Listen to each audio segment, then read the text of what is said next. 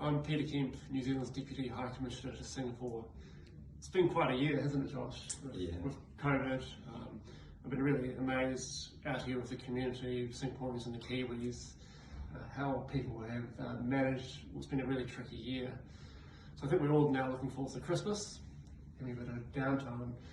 But before we hit the holiday period, we thought we'd talk about COVID-19 and the border.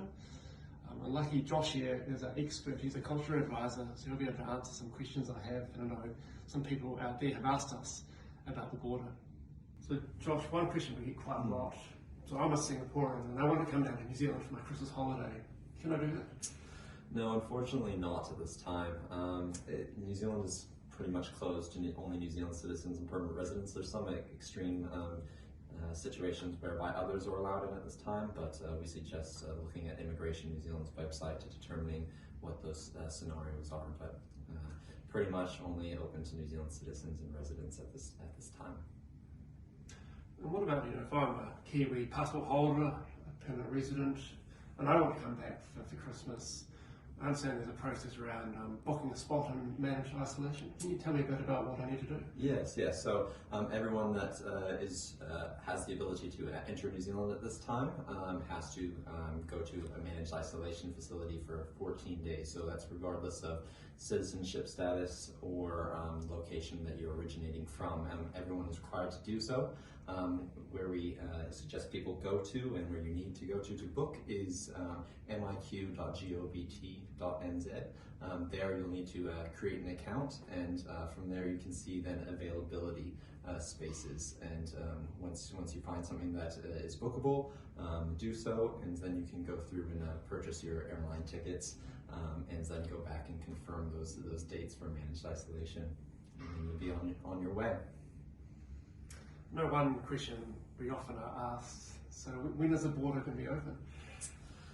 Unfortunately, we have to wait for government's decisions on that. They obviously are taking into health considerations of New Zealand, and so once they are comfortable, once the government and officials are comfortable with situations, then the border will be looked at. Josh, if I'm here and unfortunately I've been working but have lost my job, which means I have 30 days to depart Singapore, but I can't get a place to manage isolation, what do I do? So yeah, that is a really unfortunate situation, and what we recommend people though do is constantly refresh the MIQ website and look for availability. Availability comes about in quite infrequent states as spaces fluctuate. So we constantly ask people to look at that and constantly refresh the page. If that, however, is not working and time is running down on that 30 days, Singapore does offer the option to extend visas in dire circumstances, and so we recommend looking at ICA's webpage in relation to extensions of visitor visas, and go through that application process and go from there. If that is unsuccessful, we recommend contacting the High Commission, and we can provide further advice on the situation. Well, that's really helpful. Thanks, Josh. Another thing, sometimes we have people come in who have a permanent residency sticker in their visa, and they want to transfer it to a new one. How do you do it? Do you sort of cut it out, or what's the process? So the High Commission unfortunately doesn't handle anything immigration or visa related. All that is handled by Immigration New Zealand. Now a lot of permanent residency applications and quote-unquote stickers are done electronically.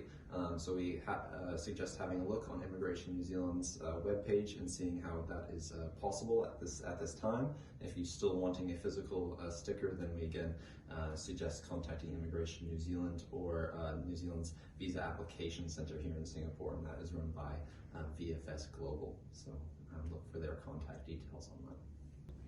So Josh, one thing I'm asked quite a lot, so over the holiday period, if I get in a bit of trouble here in Singapore and have some consular issues, can I come into the High Commission? Will you be open?